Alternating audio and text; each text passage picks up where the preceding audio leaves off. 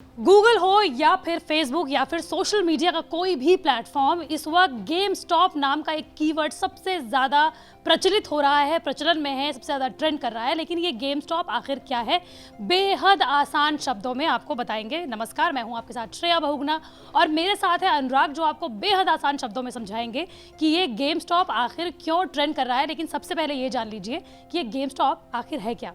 अनुराग। Game stop एक American electronic retail store है, जैसे हमारे इंडिया में रिलायंस डिजिटल हैं। तो आप एक ये आसान भाषा में ये समझ सकते हैं कि अमेरिका का रिलायंस डिजिटल है, जहाँ पे इट्स अ मिक्सचर। ये एक मिक्सचर है एक इलेक्ट्रॉनिक स्टोर का प्लस हैमलेस जो इंडिया में टॉय स्टोर है उसका भी मिक्सचर है।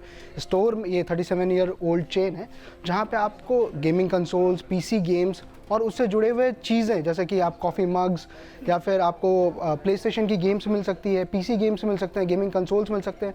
वहाँ पे आपको रिफर्बिश आईफोन्स वगैरह भी मिलते हैं, जितने इलेक्ट्रॉनिक चीज़ें होती हैं वो भी आपको मिलता है, हेडफोन्स मिलते हैं। और प्लस जो जैसे कोई मार्बल है अपने टेडी बियर्स लेके आती है या अपने कैरेक्टर्स लेकर के आती है, तो वो भी आपको मिल जाता है। सो बेसिकली एक स्टोर है जो 37 ईयर्स ओल्ड है। 5,500 से ज़्यादा इसके आउटलेट्स है पूरे दुनिया भर में, जो कि US, Europe, Canada, New Zealand, Australia में 5,500 से ज़्यादा इसके स्टोर्स हैं। ठीक है, ये बताइए कि ये 37 पुराना, बहुत 37 साल पुराना अगर ये एक फ्रेंचाइजी है, तो लेकिन ये इस वक्त इस समय सबसे ज़्यादा ट्रेंड क्यों किया जा रहा है, क्यों इसके बारे में सबसे ज़्यादा बातें की जा रही हैं? तो इसके बारे में सबसे ज़्यादा बातें इसलिए की जा रही है कि आजकल के नए निवेशकों को और जो छोटे और मझौले निवेशक हैं उनको ये बहुत सारा पैसा कमा करके दे रही है स्टॉक मार्केट में। अच्छा, तो लेकिन इसके बारे में कौन कौन सी चर्चाएं हो रही हैं, क्यों इसे ब्लॉक कर दिया गया या इस तरीके की लोग बातें कर रहे हैं? बहुत आसान शब्दों में अगर आप समझा तो गेम स्टॉप को लेकर के रिसेंटली 2 बज़ थे। पहला बज़ तो ये था कि इसके स्टॉक प्राइसेस जो है 70, जाने माने अखबार द हिंदू के मुताबिक 1700% ऊपर चले गए थे। इसके जो स्टॉक वैल्यू थी वो 1700% चला गया था, और ये सिर्फ बीते कुछ 10 दिनों के अंदर हुआ है। जनवरी 12 से अगर हम बात करें तो इसके स्टॉक प्राइसेस बढ़ने लगे, तो इसलिए वो चर्चा में थी।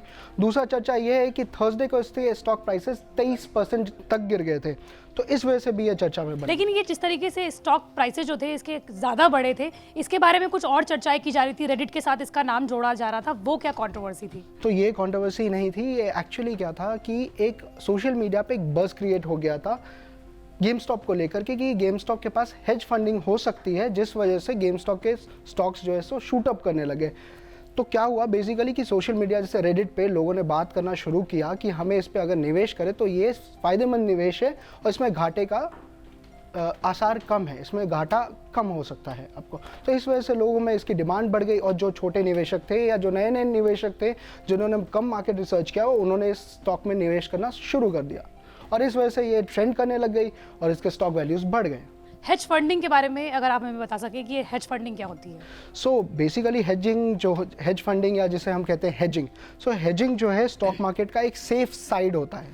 अब सेफ साइड कैसे होता है कि स्टॉक मार्केट हमेशा एक रिस्की इन्वेस्टमेंट होता है, क्योंकि कम समय में आपका पैसा बढ़ भी सकता है, घट भी सकता है। फॉर एग्जांपल आप समझ लीजिए कि आप किसी शेयर का दाम 100 रुपये है, ठीक है। अब उस 100 रुपये की अनसर्टेनिटी बनी रहती है। वो 100 रुपये आप वो शेयर की प्राइसेस मार्केट डिमांड के हिसाब से 140-50 भी हो सकती है, या कम होकर के 150 भी हो सकती है। लेकिन हेजिंग में क्या करते हैं कि एक कॉन्ट्रैक्ट कर लिया जाता है, जिसमें क्या होता है कि एक प्राइस फिक्स कर लेते हैं। हम एक कॉन्ट्रैक्ट बनाते हैं, प्राइस फिक्स करते हैं कि अगर लॉस हुआ तो लेट्स से कि 100 रुपये का जो शेयर है आपका, अगर लॉस, हम उसको एक कॉन्ट्रैक्ट कर लेते हैं कि 80 रुपये में वो शेयर ट्रेड होगा, चाहे वो एक इसमें एक टाइम फ्रेम होता है। सबसे पहले इंपॉर्टेंट चीज़ तो है ये टाइम फ्रेम होता है। लेट्स से मैं आपको समझाऊं तो एक शेयर को, 100 रुपये के शेयर को आप फर्स्ट को खरीदते हैं, 1 जनवरी को लेट्स से आपने लिया है, और आपने कहा है कि मैं अगर 30 जनवरी तक अगर इसको मैं बेचूं, तो इसका हम सेट कर लेते हैं, टाइम फ्रेम सेट कर लेते हैं कि 38 तक 80 रुपये तक का आपने टाइम फ्रेम सेट कर लिया।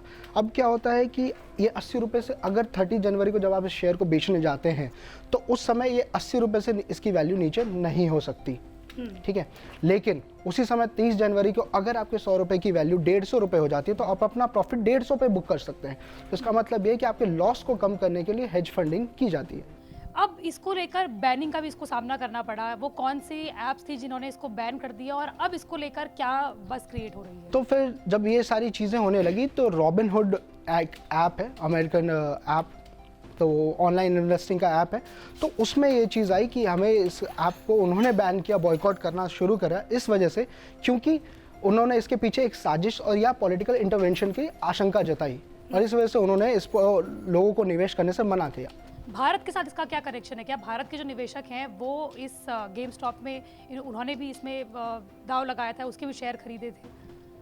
हाँ जी, तो गेम स्टॉप एक्चुअली क्या है, यूएस मार्केट आप देखें कि पैंडेमिक के बाद यूएस मार्केट है वो जल्दी से जल्दी रिकवर कर रहा है, बहुत फास्ट रिकवरी है यूएस मार्केट की कंपैरिजन इंडिया मार्केट में। तो इस चीज़ को लेकर के इस चीज़ ने गेम स्टॉप का जब प्राइसेस बढ़े, जब स्टॉक मार्केट शूट अप हुआ, तो इस चीज़ ने इंडियन बायर्स को काफ़ी ज़्यादा अट्रैक्ट किया, मतलब इंडियन निवेशकों को अट्रैक्ट किया जो यूएस में इन्वेस्ट करते हैं। और इस वजह से उन्होंने इंडियन बायर्स ने भी यूएस में शेयर्स खरीदना शुरू किए गेम स्टॉप के।